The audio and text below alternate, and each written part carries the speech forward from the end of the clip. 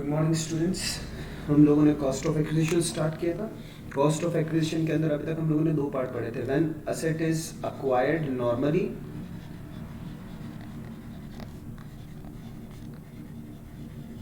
When asset is acquired normally के अंदर हमने देखा था बेटा, जो हम लोगों ने 11th क्लास के अंदर असेट की वैल्यू में क्या क्या चीज़ें कैपिटलाइज होती है वो सारी चीज़ें यहाँ पर कैपिटलाइज करनी थी।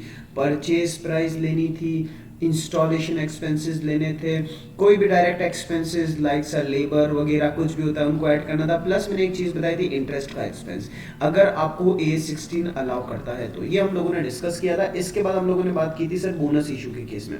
अगर केस बोनस इशू का है, बोनस इशू के केस में सर कॉस्ट ऑफ एक्विजिशन निल होती है। बट एक नोट मैंने आप लोगों को लिखवाया था, उस नोट के अंदर हम लोगों ने लिखा था बेटा कि अगर आप लोगों का bonus issue before 1st April 2001, before 1st April 2001 है, तो उस केस में आपके पास एक ऑप्शन अवेलेबल है कि आप लोग एफएमवी को अपनी उस तारीख का sir FMV as on 1st April 2001 को अपनी कॉस्ट ऑफ एक्विजिशन ले सकते हो। बट कब? अगर बोनस बिफोर 1st अप्रैल 2001 आया है तो।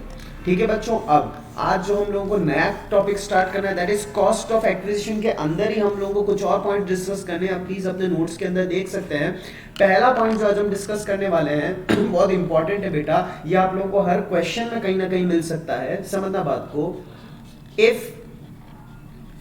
Any asset acquired before 1st April 2001, बच्चों बात को समझना, ये 2001 इन्होंने एक बेस डेट बना रखी है। ये बेस डेट से पहले 1st ऑफ अप्रैल 1981 चलती थी। इस डेट से पहले बेटा 1st ऑफ अप्रैल 1981 चलती थी। बट जैसे जैसे टाइम बढ़ता गया इन लोगों ने इंडेक्स वैल्यूज भी चेंज करी, इंडेक्स वैल्यूज के साथ साथ इन्होंने ईयर भी चेंज किया। अब समझना बेटा, ये सेक्शन, ये पॉइंट ये बोलता है अगर मैंने किसी भी एसेट को 1st ऑफ अप्रैल 2001, अगर मैंने किसी भी एसेट को 1st ऑफ अप्रैल 2001 से पहले एक्वायर किया है, मैंने किसी भी एसेट को 1st ऑफ अप्रैल 2001 से पहले एक्वायर किया है, इन दैट केस मैं कॉस्ट ऑफ एक्विजिशन क्या लूंगा सर? मैं कॉस्ट ऑफ एक्विजिशन लेने के लिए मेरे पास दो पॉइंट अवेलेबल है, actual cost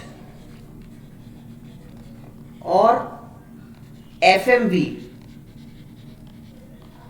as on 1st of April 2001, whichever is higher।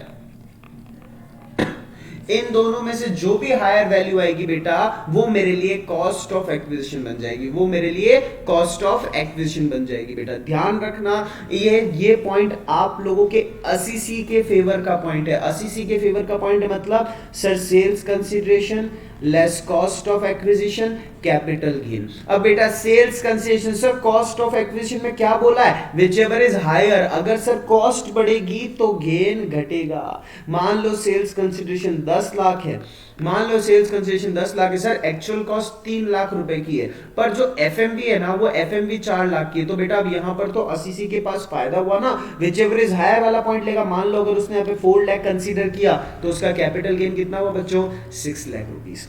अगर कॉस्ट ऑफ एक्विजिशन में हायर वाला पॉइंट नहीं होता तो बेटा कॉस्ट ऑफ एक्विजिशन कितनी होती? 3 लाख। तो इन दैट केस कैपिटल गेन कितना हो जाता? 7 लाख। तो गवर्नमेंट ने 80C को फायदा देने के लिए ये पॉइंट इंसर्ट किया। Now moving forward,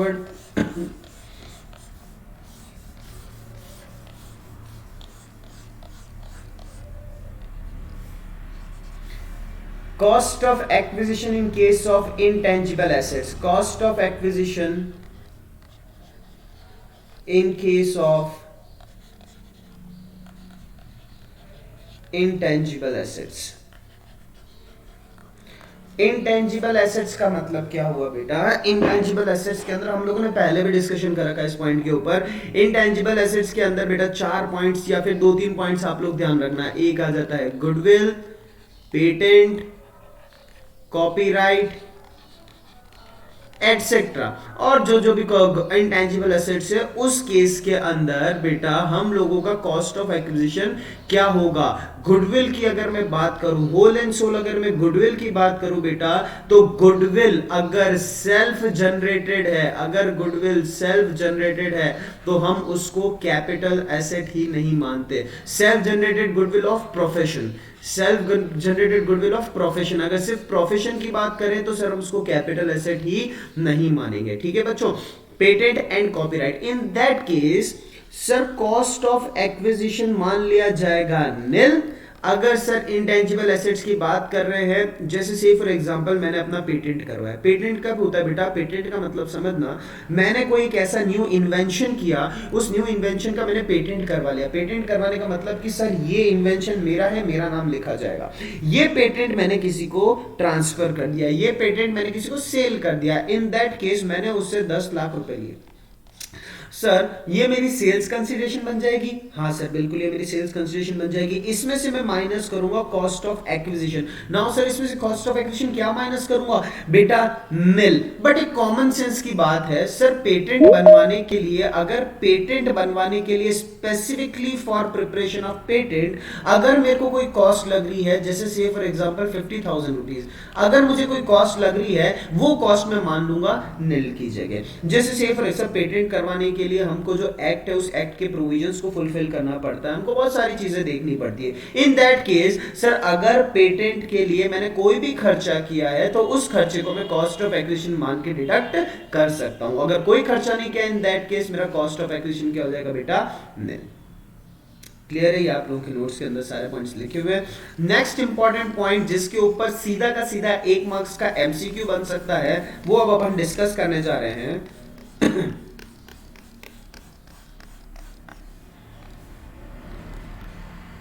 Cost of acquisition in case of right issue। बड़ा बहुत अच्छे से समझना, राइट इशू के साथ इशू क्या है पहले हम लोग वो समझते हैं। What first of all what you mean by right issue. Sir right issue का मतलब ये होता है, कंपनी जब भी कोई इशू लेके आती है वो अपने एग्जिस्टिंग शेयर होल्डर्स को एक ऑप्शन देती है कि आप हमारे कंपनी के शेयर्स खरीदना चाहो तो खरीद सकते हो at concessional rate, at concessional rate. अब बेटा इसके अंदर 3 पॉइंट समझना, मैंने आप लोगों को नोट्स के अंदर भी 3 पॉइंट्स के रिस्पेक्ट में इसके बारे में लिखवा रखा है। एक होता है बेटा रिनाउंसमेंट ऑफ राइट। रिनाउंसमेंट ऑफ राइट से आप क्या समझते हैं, प्लीज समझना इस बात को। रिनाउंसमेंट ऑफ राइट का मतलब होता है, जैसे से for example mister x a share holder of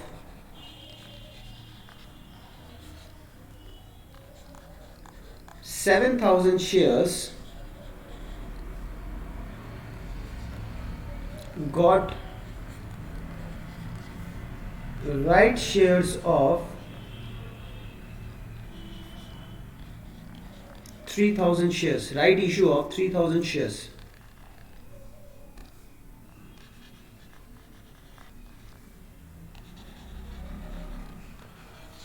at the rate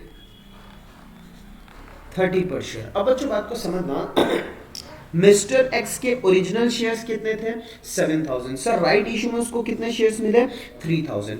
original shares मान लो उसने परचेस किए थे एट द रेट 15 पर शेयर, ठीक है ना।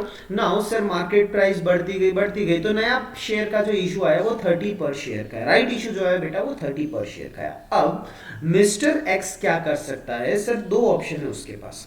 क्या 2 ऑप्शन है सर, या तो वो खुद ही एक्सरसाइज कर ले, राइट इशू को वो खुद ही एक्सरसाइज कर ले। सर खुद ही एक्सरसाइज करने का मतलब वो 3,000 शेयर्स खुद ही ले रहा है, ठीक है बेटा। दूसरी चीज होती है रिनाउंस। रिनाउंस करने का मतलब सर उसका एक फ्रेंड है मिस्टर बी, उसका एक फ्रेंड है मिस्टर बी, उसने क्या किया, उसने मिस्टर बी को बोला, ऐसा राइट आपके पास अवेलेबल होता है, आप लोग कंपनी लॉ के अंदर पढ़ सकते हैं इस पॉइंट को। उसने क्या किया बेटा, अपना जो राइट दे रखा है, उसने क्या किया, अपना जो राइट मिला है उसको ए लिमिटेड जो भी कंपनी है, कंपनी से जो उसको राइट मिला वो राइट उसने मिस्टर बी को दे दिया।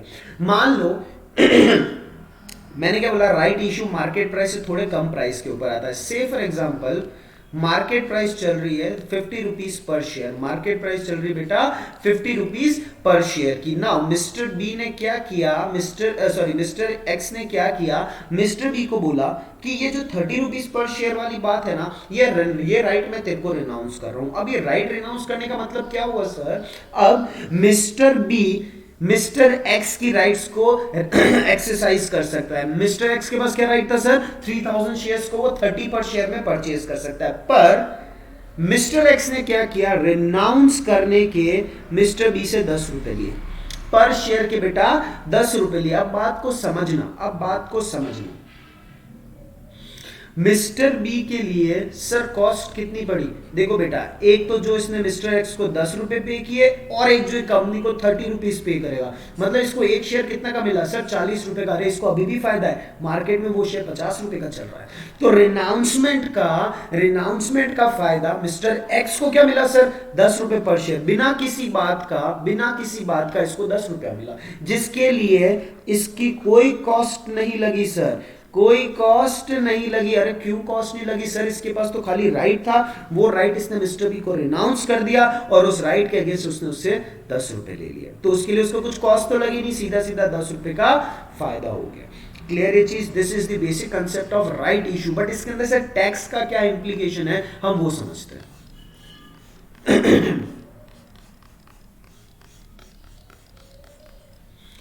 पहला पॉइंट जो आपके नोट्स में गिवन है, अगर मिस्टर एक्स खुद ही राइट को एक्सरसाइज कर लेता है, वो राइट को रिनाउंस नहीं कर रहा है, वो खुद ही राइट को एक्सरसाइज कर लेता है, अगर इन दैट केस बच्चों कॉस्ट क्या मान ली जाएगी, कॉस्ट मान ली जाएगी सर 30 रुपीज जो उसने कंपनी को पे किया है। That is the first point in the notes, if the rights are exercised by the shareholder himself, then in that case cost of acquisition will be the amount paid to the company. Sir cost कितनी हो जाएगी, 30। Clear है ये चीज। Sir एक example दे दो, मान लो 10,000 shares are sold, all the shares are sold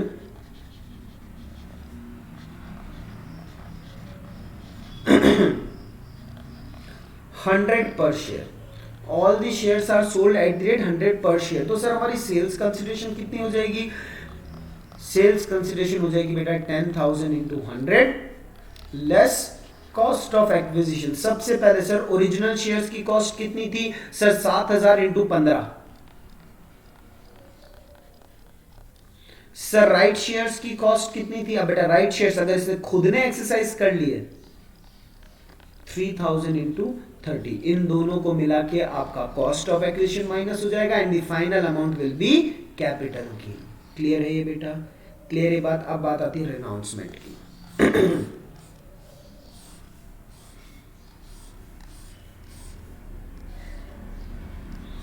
रिनाउंसमेंट का पॉइंट बच्चों ध्यान रखना, रिनाउंसमेंट क्या बोलता है कि सर अगर मिस्टर एक्स अपने शेयर्स को रिनाउंस कर देता है मिस्टर बी को, मतलब वो राइट किसी और को दे देता है, in that case sir mister B के पास एक ऑप्शन अवेलेबल है, in that case mister B के पास एक ऑप्शन अवेलेबल है कि वो राइट एक्सरसाइज करे और वो अब उसको तो मार्केट प्राइस से कम पड़ेगा बेटा तो ही वो एक्सरसाइज करेगा। ठीक है, now sir tax implication mister X के लिए क्या होगा, क्यों मिस्टर एक्स के लिए बेटा, सेल्स कंसिडरेशन उसको 10 रुपए मिले ना, कितने शेयर्स के, 3000 का 10 रुपया मिला सर, उसको 3000 का 10 रुपया मिला, no doubt in that sir mister B ने उसको रिनाउंसमेंट के 10 रुपए दिए, उसमें से उसने कॉस्ट ऑफ एक्विजिशन माइनस किया। सर कॉस्ट ऑफ एक्विजिशन कितना है, नील। सर कोई कॉस्ट नहीं लगी ना, कोई कॉस्ट नहीं लगी क्योंकि राइट को रिनाउंस किया, आगे से उसने राइट को ट्रांसफर किया, उसकी क्या कॉस्ट लगेगी, नील।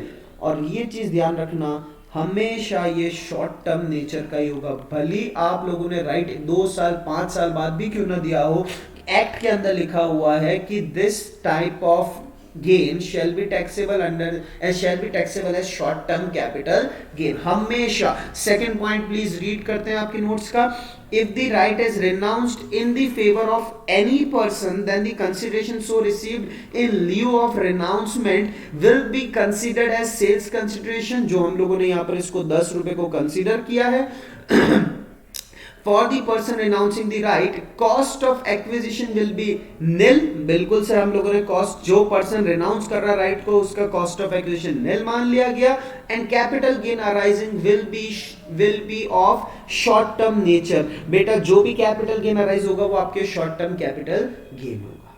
क्लियर है ये चीज ना? सर मिस्टर बी के लिए कॉस्ट ऑफ एक्विजिशन क्या बन जाएगी? बेटा इसके अंदर कॉस्ट दो चीजें आ जाएगी। क्या दो चीजें आ जाएगी? एक तो जो वो कंपनी को पे कर रहा है दैट इज 30 रुपीज, और जो वो मिस्टर एक्स को पे कर रहा है for the purpose of renouncement that is 10 rupees. उसके लिए कॉस्ट ऑफ एक्विजिशन कितना हो गया बेटा? 40 रुपीज। वो आप लोगों को थर्ड एरो के अंदर लिखा हुआ है।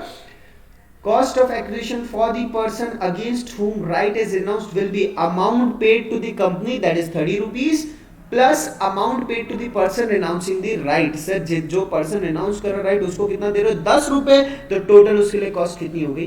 40 रुपीज। आई होप आप लोगों को राइट इश्यू का पॉइंट समझ में आ गया होगा। नीचे एक एग्जांपल गिवन है बेटा, प्लीज उसको रीड कर लीजिएगा। जो आप लोगों को एग्जांपल गिवन है प्लीज उसको रीड कर लीजिएगा, ठीक है? Now moving forward,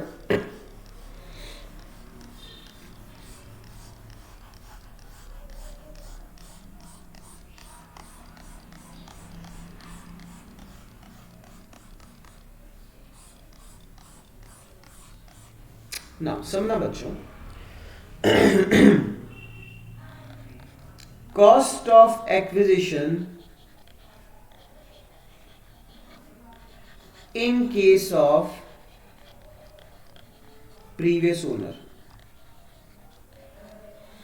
cost of acquisition in case of previous owner. अरे सर ये प्रीवियस ओनर की क्या गणित है? प्रीवियस ओनर की गणित पहले समझते हैं बेटा हम लोग, है ना, फिर कॉस्ट ऑफ एक्विजिशन की बात करेंगे।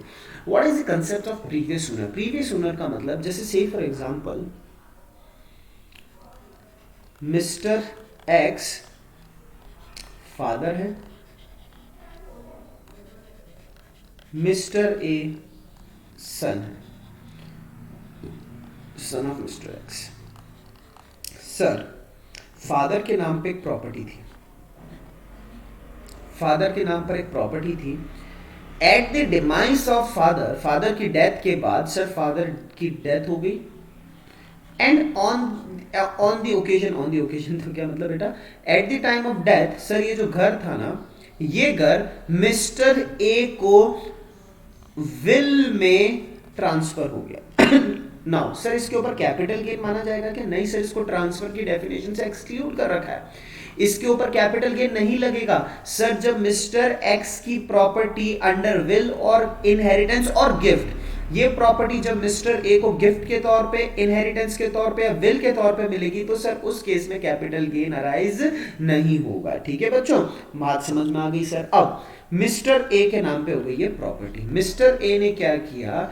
इसको आगे फर्दर सेल कर दिया। मिस्टर ए ने क्या किया बेटा? मान लो ये पापा ने प्रॉपर्टी खरीदी थी 1980 को, पापा ने प्रॉपर्टी खरीदी थी 1980 को। जैसे से फॉर एग्जांपल 10,000 रुपीज में इस प्रॉपर्टी को पापा ने खरीदा था। 2020 के अंदर प्रॉपर्टी को सेल कर दिया गया 1 CR में। प्रॉपर्टी को सेल कर दिया गया बेटा 1 CR, 1 करोड़ रुपीज में। नाउ सर मेरी सेल्स कंसिडरेशन, मेरी मतलब मिस्टर ए की सेल्स कंसिडरेशन कितनी हो गई? 1 crore rupees sir sales consideration हो गई। मान ली इस बात को, कॉस्ट क्या मानी जाएगी बेटा? अरे सर मिस्टर ए को तो कोई कॉस्ट ही नहीं लगी, उसको तो इनहेरिटेंस में ये प्रॉपर्टी मिली। In that case cost to the previous owner will be considered as cost of acquisition. In that case बेटा cost to the previous owner will be considered as cost of acquisition. Now अब यहाँ पर एक concept ध्यान रखना, if any asset is acquired before 1st April 2001, RCC के पास दो option available होते हैं सर। एक्चुअल कॉस्ट को कंपेयर करो FMV से।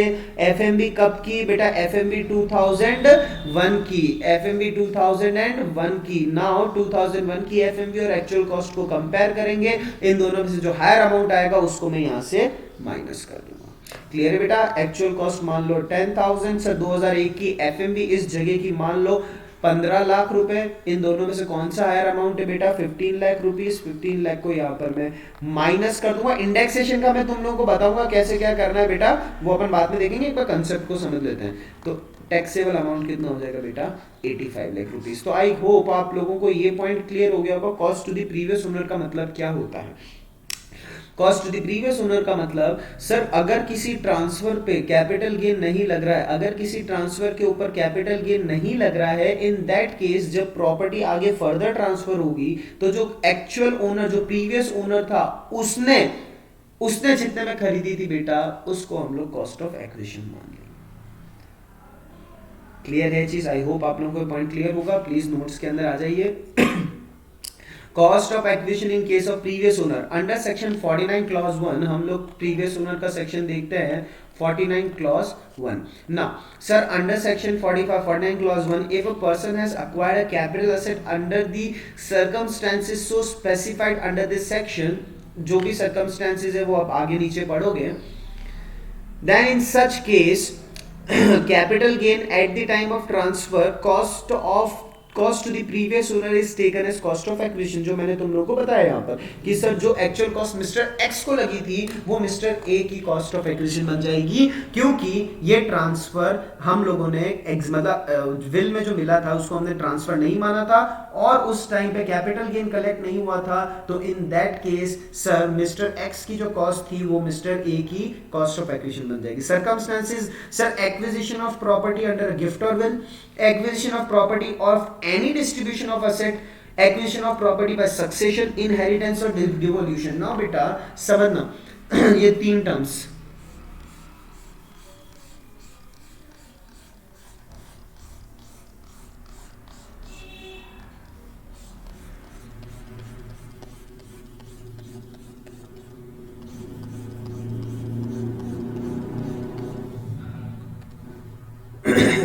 सक्सेशन,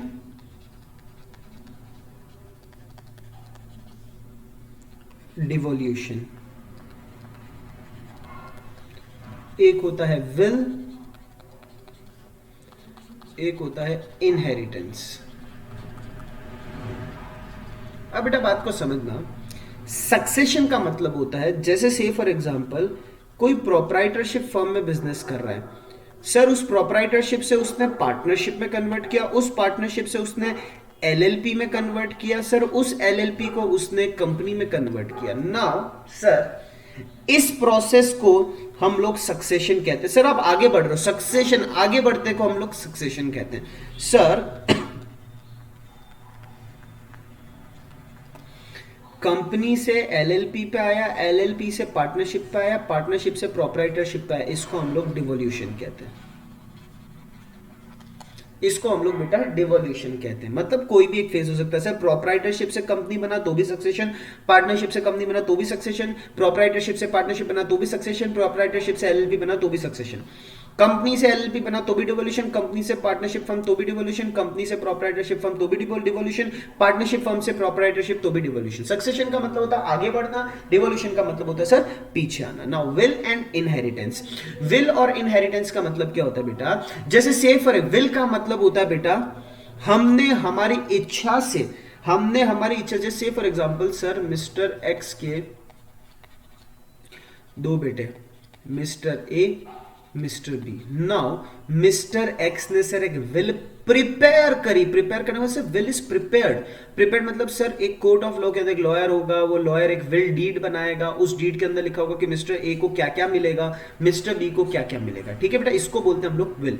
इनहेरिटेंस का मतलब क्या होता है, मिस्टर एक्स का सन है mister A, sir in that case mister x की डेथ हो गई, डेथ के बाद से सारी प्रॉपर्टी मिस्टर ए की इनहेरिटेंस में चली जाएगी। यहां पर मिस्टर एक्स को कोई डीड बनाने की रिक्वायरमेंट नहीं है। मतलब सर विल के अंदर बनती है डीड। इनहेरिटेंस का मतलब होता है सर कोई डीड नहीं, by default, by nature, by natural extinct. हम लोग सर जो नेचुरल चीज है कि सर इसके बाद ये, जैसे हम कहते हैं ना कि कोई भी हमारे अंदर कैरेक्टर्स होते हैं, जैसे से फॉर एग्जाम्पल कि सर मेरे बाल बहुत ज्यादा सिल्की हैं, ऐसा क्यों सर, मेरे को इनहेरिटेंस में ये चीज मेरी मम्मी से मिली। तो इनहेरिटेंस में सर कुछ हमको करना नहीं पड़ता है, वो हमको मिलती है ऑटोमेटिकली। तो इनहेरिटेंस और विल में ये डिफरेंस है। अगर आप लोगों को कभी भी कोई चीज समझ में नहीं आए तो इन पॉइंट्स को प्लीज बेटा दिमाग के अंदर ध्यान रखना। ठीक है, तो सेक्शन 49 क्लॉज 1 आपको ये बोलता है cost of acquisition in case of previous owner. अच्छा मेरे को एक चीज बताओ बेटा, हम लोगों को जितने भी 6 पॉइंट दे रखे ना, ये 6 पॉइंट कैपिटल गेन हेड के अंदर कवर। कैपिटल गेन मतलब इनिशियली कैपिटल गेन। जैसे से for example sir mister x proprietor है, मिस्टर एक्स ने एक पार्टनरशिप फर्म, मिस्टर एक्स ने कंपनी बना दी जिसके अंदर मिस्टर एक्स डायरेक्टर बन गया। अरे बेटा, एक्स लिमिटेड ही बना है ना। मान लो पहले मिस्टर एक्स बैलेंस शीट बनाता था, अब एक्स लिमिटेड बैलेंस शीट बनाती है। तो सर जो पहले इस बैलेंस शीट की असेट्स थी अब वो इस बैलेंस शीट के अंदर चली गई, तो गवर्नमेंट ने, तो इनकम टैक्स डिपार्टमेंट ने इसको ट्रांसफर की डेफिनेशन से एक्सक्लूड कर दिया कि अगर कोई ऐसा केस हो रहा है तो हम इसको ट्रांसफर नहीं मानेंगे। बट समझना बात को, से फॉर, अब अच्छे से एक एग्जांपल दे रहा हूं, उस एग्जांपल से समझना cost to the previous owner का कंसेप्ट और इन 6 पॉइंट का कंसेप्ट। सर ये प्रोप्राइटरशिप फर्म की बैलेंस शीट है जिसके अंदर एक फर्नीचर एग्जिस्ट करता है जो हमने हिस्टोरिकल कॉस्ट पे परचेज किया था 10,000 रुपए का। ठीक है बेटा। नाउ सर सक्सेशन हुआ, सक्सेशन के अंदर हम नई बैलेंस शीट बनी कंपनी की। पहले हम प्रोप्राइटरशिप की बन रही थी कंपनी की। सर कंपनी के केस में भी फर्नीचर जो यहां पर चल रहा था वो हमने वापस से यहां पर इनकॉर्पोरेट किया। ऑब्वियसली सारी एसेट्स एंड लायबिलिटीज मैंने ट्रांसफर करी 10,000 रुपीज। नाउ सर इस पे कैपिटल गेन नहीं लगेगा, इस पे कैपिटल गेन नहीं लगेगा मतलब सर फर्नीचर जब प्रोप्राइटरशिप की बैलेंस शीट से कंपनी की बैलेंस शीट के अंदर गया, इन that case capital gain will not be calculated. But जब ये फर्नीचर मैंने फर्दर सेल किया, मान लो मैंने इसको 15,000 में सेल किया, सर अब ये 15,000 में से मैं कॉस्ट कितनी माइनस करूंगा, cost to the previous owner. इसने कितने में परचेज की थी सर 10,000 में, वो मेरे लिए कॉस्ट ऑफ एक्विजिशन हो गई। क्लियर है बेटा। तो ये कंसेप्ट है cost to the previous owner का। नाउ मूविंग फॉरवर्ड,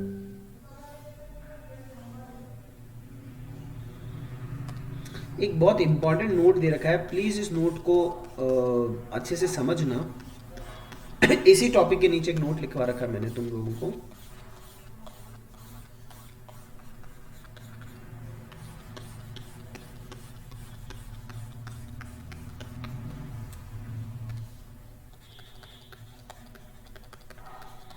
नोट को समझना बेटा।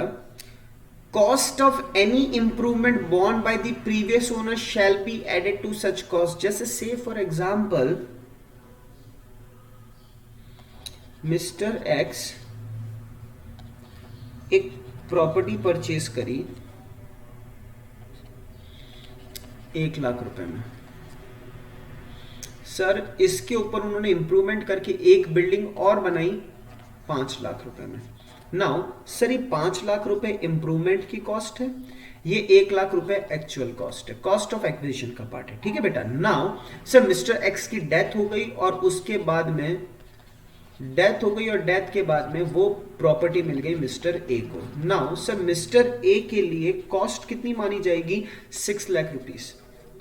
6,00,000 का मतलब सर वो इंप्रूवमेंट की जो कॉस्ट है ना, हम उसको कॉस्ट में ही इंक्लूड करके मानेंगे, हम उसको अलग से कॉस्ट ऑफ इंप्रूवमेंट का नाम नहीं देंगे। जो हमारी at the time of inheritance और विल, सर जब मिस्टर एक्स की डेथ हुई, मिस्टर ए को जब प्रॉपर्टी मिली, उस प्रॉपर्टी की कॉस्ट कितनी थी। सर कॉमन सेंस की बात है, जब मिस्टर एक्स से मिस्टर ए को प्रॉपर्टी मिली तो ये पूरी बिल्डिंग मिली होगी, तो सर इस पूरी बिल्डिंग की कॉस्ट बता दो कितनी है।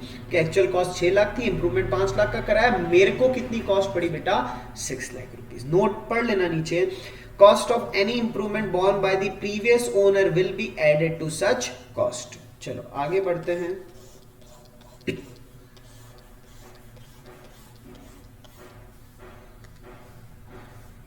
इंपॉर्टेंट पॉइंट है, मार्क कर लेना 1 मार्क्स के लिए।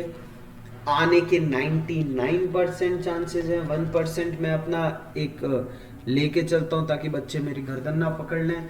99% चांसेस है एडवांस मनी फॉर फीचर की।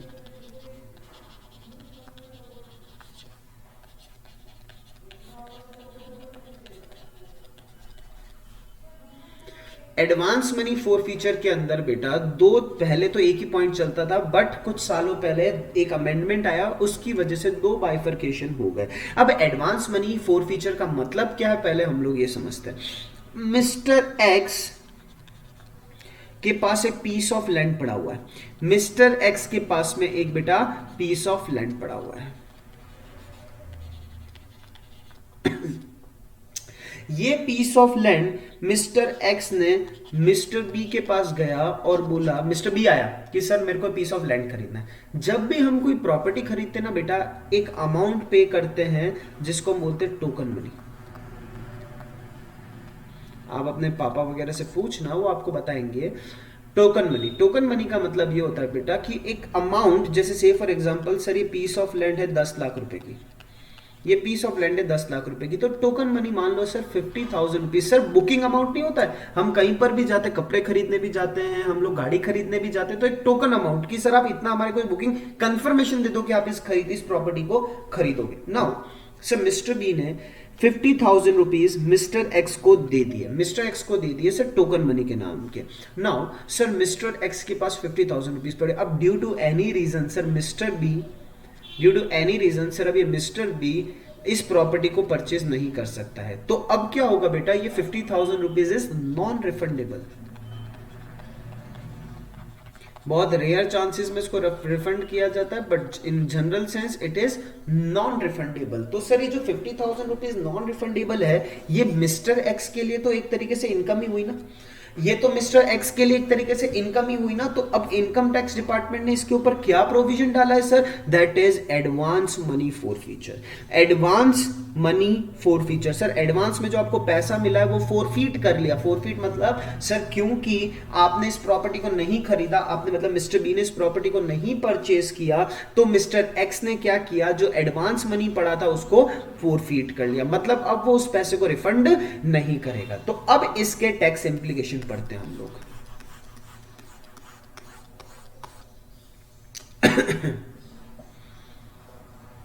इफ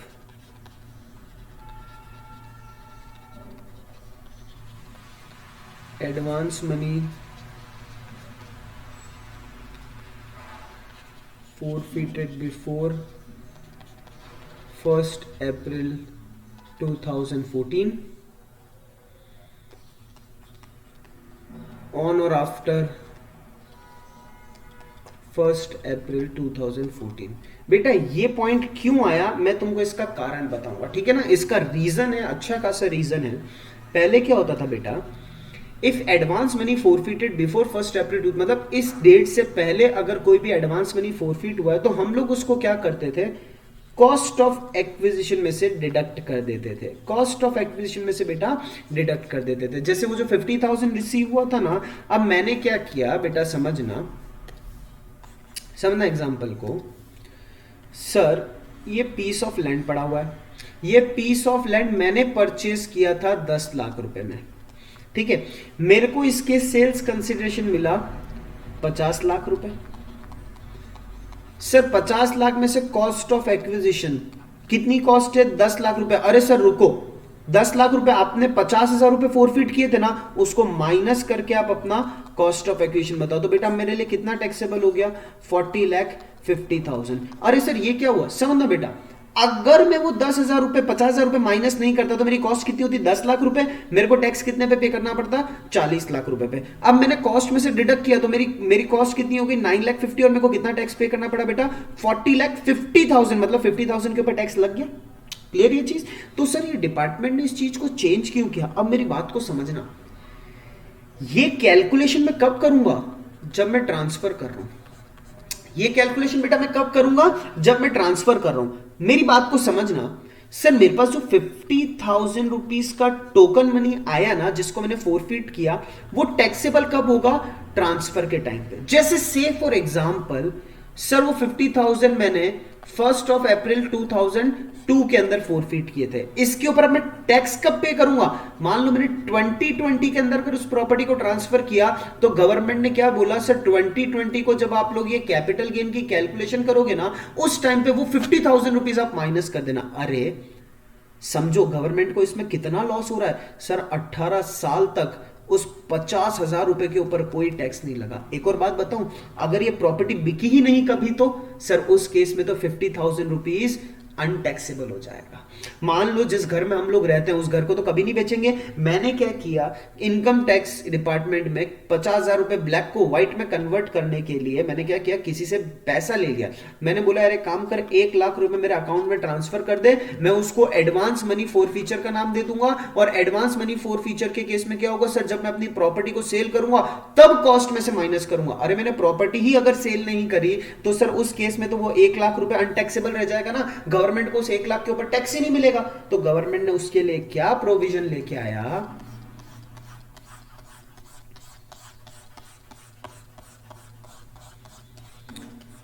गवर्नमेंट ने बोला कि अगर आपने advance money for feature on और आफ्टर 1 अप्रैल 2014, मतलब 14 के बाद में अगर आप लोगों ने एडवांस मनी फॉरफीट किया है, in that case advance money will be taxable under the head other sources. उन्होंने क्या बोला, आप कॉस्ट में से माइनस मत करो सर, आप उसको अदर सोर्सेज में टैक्सेबल कर दो। क्लियर है ये चीज? पक्की बात बेटा, ये बहुत ही इंपॉर्टेंट पॉइंट था, प्लीज इसको अच्छे से समझना और नोट से इसको गो थ्रू करना।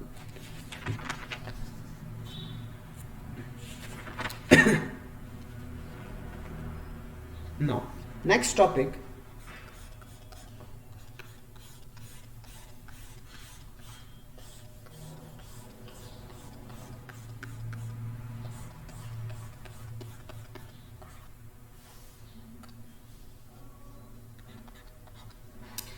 कंपल्सरी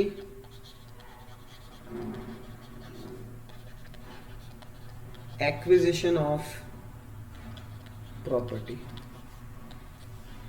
अगर गवर्नमेंट हमारी प्रॉपर्टी को कंपल्सरीली अक्वायर कर देती है, जो कि मैंने तुम लोगों को एग्जांपल भी बताया था कि सर रोड के कोई प्लान बनते हैं, हमारे घर के घर उड़ जाते हैं, इन दैट केस सर वो प्रॉपर्टी हमारी कंपल्सरी अक्वायर हो जाती है गवर्नमेंट से। अब बात को समझना बेटा, अच्छे से इस पॉइंट को समझना। हम लोगों ने सेक्शन 45 में क्या बोला था सर? सेक्शन 45 के अंदर बोला था कि सर प्रॉफिट या लॉस हो रहा है कैपिटल एसेट के ट्रांसफर के ऊपर हो रहा है, तो इन दी ईयर ऑफ, अच्छे से बात को समझना, हमने क्या लिखा था, in the year of transfer, in the year of transfer sir हम लोगों को कैपिटल गेन पे करना पड़ता है। This is the exception to section 45। क्या कि सर यहां पर ट्रांसफर के टाइम पर नहीं, रिसीट के टाइम पर आपको टैक्स पे करना है, not at on the time of transfer. Sir transfer नहीं, जब गवर्नमेंट हमको कंपनसेशन पे करेगी ना, तब हम लोग उस पर टैक्स पे करेंगे। जैसे समझना बात को सर ये मेरी प्रॉपर्टी थी, ये प्रॉपर्टी गवर्नमेंट ने कंपल्सरीली अक्वायर कर ली, कंपल्सरीली अक्वायर कर दी कब सर? 1 अप्रैल 2000, चलो 1 अप्रैल नहीं, डेट को चेंज कर देते हैं। गवर्नमेंट ने इसको कंपल्सरीली अक्वायर कर दी 30 मार्च 2018 को। सर इसके अगेंस्ट गवर्नमेंट ने हमको कंपनसेशन पे किया 1 मई 2018 को। नाउ सर अगर मैं सेक्शन 45 के हिसाब से बात करूं ना, तो जिस टाइम पे ट्रांसफर हुआ है उस टाइम पे कैपिटल गेन लगना चाहिए। बट ये प्रोविजन क्या बोलता है कि जब आपको कंपनसेशन मिल जाए, जैसे से फॉर एग्जांपल सर मेरे को मिलना था 1 करोड़ का कंपनसेशन, गवर्नमेंट ने क्या किया सर, टुकड़ों में मेरे को कंपनसेशन पे किया। 1 मई को तो उन्होंने पे किया मेरे को 20 लाख रुपए, और अगली 1 मई 2019 को मुझे पे किए बाकी के 80 लाख रुपए। तो गवर्नमेंट ने क्या बोला, जब आप लोगों को पहला कंपनसेशन मिल गया ना, उसी टाइम पे पूरा का पूरा अमाउंट टैक्सेबल हो जाएगा। मतलब सर एक्चुअल रिसीट देखनी है, एक्चुअल रिसीट ऑफ कंपनसेशन, भले वो पार्ट में हो भले वो फुल में हो। अगर आपको 1 रुपया भी मिल गया तो पूरा 1 करोड़ रुपए आप पे आपको कैपिटल गेन टैक्स पे करना पड़ेगा। क्लियर ये चीज? नोट्स के ऊपर आ जाओ। नोट्स के अंदर हम लोग पॉइंट पढ़ते हैं। In case of compulsory acquisition of capital asset, first point is the amount received as compensation will be considered as sales consideration while calculating capital gain। बिल्कुल सही बात है सर, जो गवर्नमेंट हमको कंपनसेट करेगी वही तो हमारी सेल कंसिडरेशन मानी जाएगी। Second point, capital gain will be taxable in the year of receipt of compensation. That is important कि सर जिस पॉइंट पे जहां पर आपको कंपनसेशन मिल रहा है ना, उस ईयर में आपको टैक्स पे करना है, नॉट इन ऊपर वाले ईयर में नहीं सर। ऊपर वाला 17-18 प्रीवियस ईयर है, नीचे वाला 18-19 प्रीवियस ईयर है। सर हम लोग टैक्स कैलकुलेशन 18-19 में करेंगे, 17-18 में नहीं करेंगे। आगे cost of acquisition will be the cost incurred to acquire. बिल्कुल सर, प्रॉपर्टी मैंने जितने में परचेज करी थी that will be my cost of acquisition. In case if assessee is not satisfied with the amount, मान लो बेटा गवर्नमेंट ने मेरे को कंपनसेशन पे किया 1 करोड़ रुपए का, मुझे लगता है सर ये 1 करोड़ कम है, मेरी प्रॉपर्टी के तो कम से कम 1 करोड़ 20 लाख होने चाहिए। मैं क्या करूंगा सर, गवर्नमेंट के अगेंस्ट कोर्ट केस करूंगा कि मेरे को कंपनसेशन बढ़ा के पे करो। That is known as enhanced compensation. That is known as enhanced compensation. तो सर गवर्नमेंट ने मेरे को एनहेंस्ड कंपनसेशन पे करना था, मैंने केस किया, मान लो सर ये पैसा मेरे को मिला 1 मई 2018, सर कोर्ट केस किया है, कम से कम 3 साल 4 साल तो चलेगा, मेरे को एनहेंस्ड कंपनसेशन मिला 1 मई 2022 के अंदर। तो उसके लिए तुम लोगों को फोर्थ पॉइंट दे रखा है, समझना। In case if assessee is not satisfied with amount of compensation, then he may claim for extra compensation from the government. Such a compensation is known as enhanced compensation. Enhanced compensation Enhanced compensation is taxable in the year of receipt of such compensation. Sir जिस year में मेरे को ये enhanced compensation का पैसा मिलेगा ना, उसी ईयर में मैं गवर्नमेंट को टैक्स पे करूंगा। ठीक है बेटा, आगे cost of acquisition. Sir enhanced compensation की कॉस्ट क्या लगेगी? निल। सर इस केस में कोई भी कॉस्ट नहीं लगेगी। If any interest is received, sir 3-4 साल तक मेरा पैसा मेरे को नहीं मिला, उसके ऊपर गवर्नमेंट हमको क्या इंटरेस्ट पे करती है, और वो इंटरेस्ट मेरे अदर सोर्सेज हेड के अंदर टैक्सेबल होता है। ठीक है बेटा, then such interest amount is taxable under the head income from other sources. इसके अंदर हम लोग एक पॉइंट पढ़ेंगे कि अगर आपको इनहेंस्ड कंपनसेशन पे इंटरेस्ट मिलता है तो 50% आपका आउटराइटली एग्जम्प्ट। आउटराइटली एग्जम्प्ट का मतलब आपको सिर्फ और सिर्फ, जैसे फॉर एग्जांपल मेरे को 50,000 का सर कंपनसेशन मिला, तो मैं पूरे 50,000 पे टैक्स पे नहीं करूंगा, 25,000 पे ही टैक्स पे करूंगा। गवर्नमेंट ने 50% उसको एग्जम्प्ट कर दिया। नोट पढ़ना, any expenses incurred for obtaining enhanced compensation are deductible. जैसे से for example sir enhanced compensation के लिए कोर्ट केस करना पड़ा, वहां पर कोर्ट फीस पे करनी पड़ी, वकील को फीस पे करनी पड़ी, सर उन सारे खर्चों का डिडक्शन मेरे को मिल जाएगा इनहेंस्ड कंपनसेशन से, इंटरेस्ट में से नहीं, इनहेंस्ड कंपनसेशन में से। क्लियर है चीज बच्चों? चलो आई होप आप लोगों का यहां तक, प्लीज इसको गो थ्रू करना, फिर हम लोग नेक्स्ट लेक्चर में मिलते हैं।